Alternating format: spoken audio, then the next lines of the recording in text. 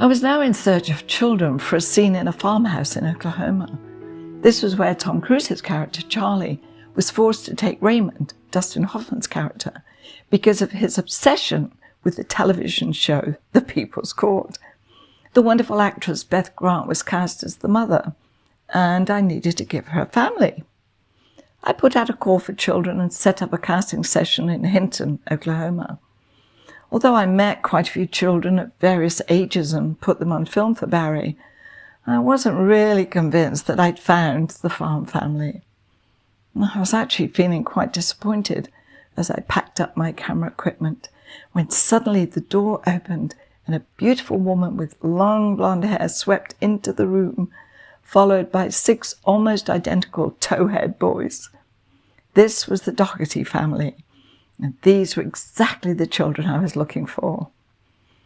I quickly set up my camera again and filmed them as they gave their names and ages from 2 to 10 years old, with one set of identical twins.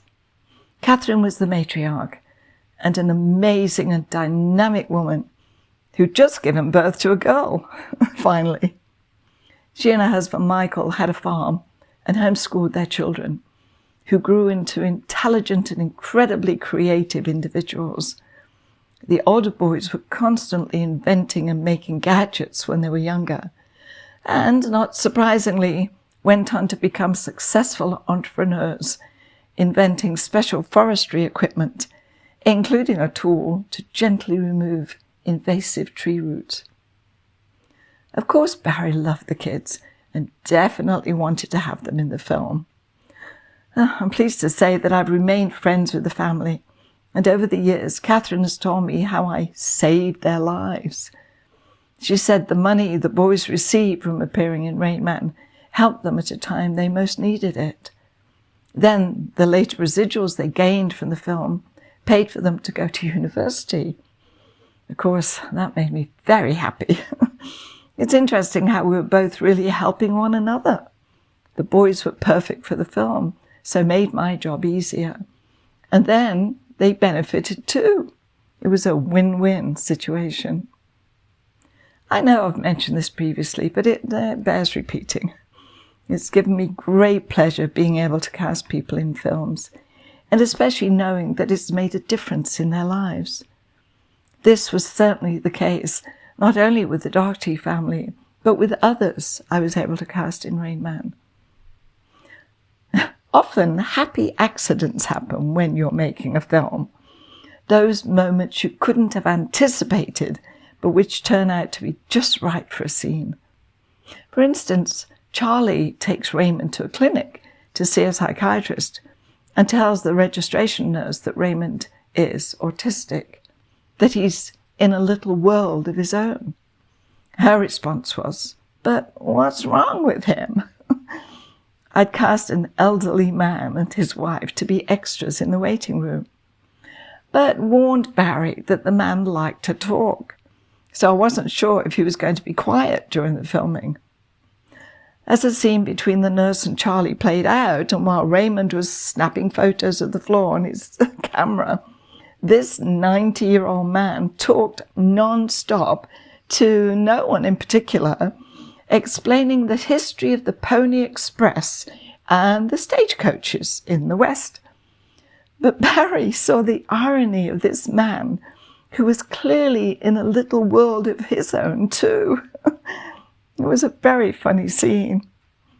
A couple of years later, Danny DeVito called me and asked about this man, who he thought was a real character, and he wanted to cast him in a project he was directing. When I told Danny that the man was well into his 90s by now, he had a change of heart.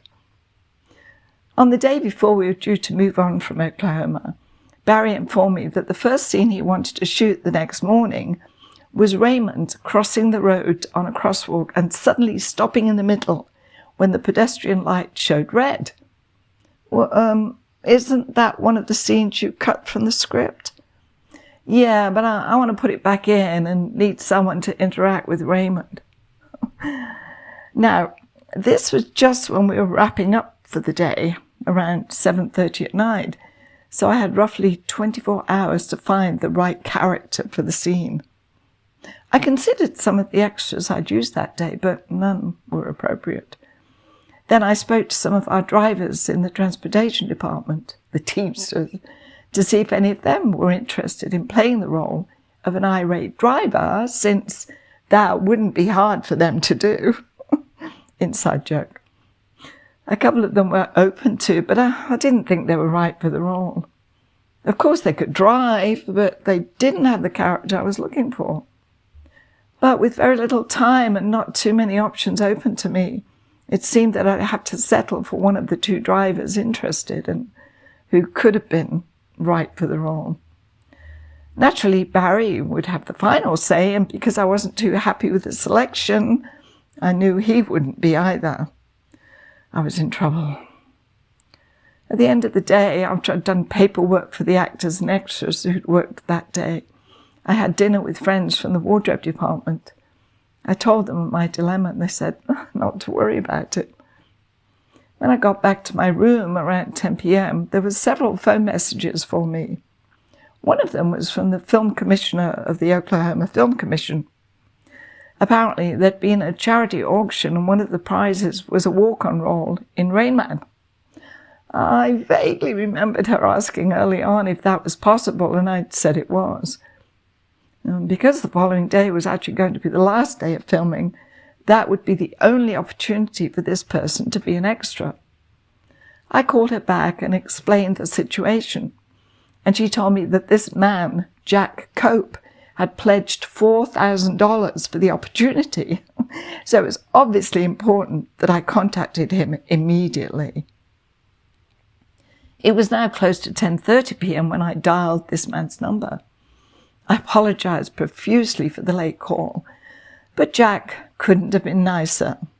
"Never you mind, honey," he said in a wonderful, gravelly voice reminiscent of Lee Marvin, and it sent a shiver down my spine. I loved the guy's energy over the phone and thought, please let him look as good as he sounds. This could be the irate driver I was looking for.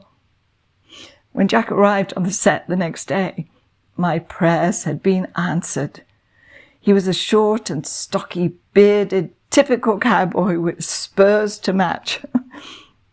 I asked him what he would do if he saw Raymond standing in the middle of the crosswalk because the signal had suddenly changed from walk to don't walk.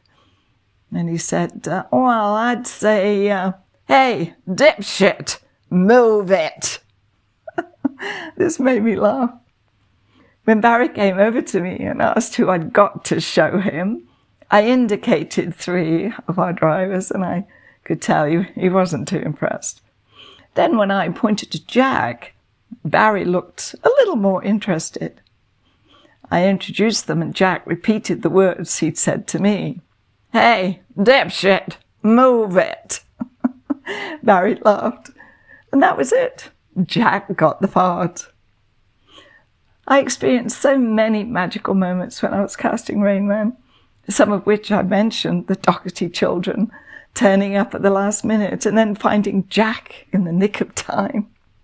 It was as though I had an invisible assistant who was doing the work behind the scenes, and I knew that I could rely on always finding exactly the people I needed. Of course, there were some hairy moments, but it was kind of a matter of letting go of the doubt and trusting that somehow it would all come together. That didn't mean that I should just sit idly by and wait for the right person to walk through the door.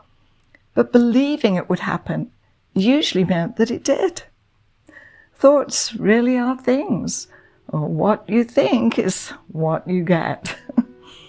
Next time, on to Las Vegas and casino talent.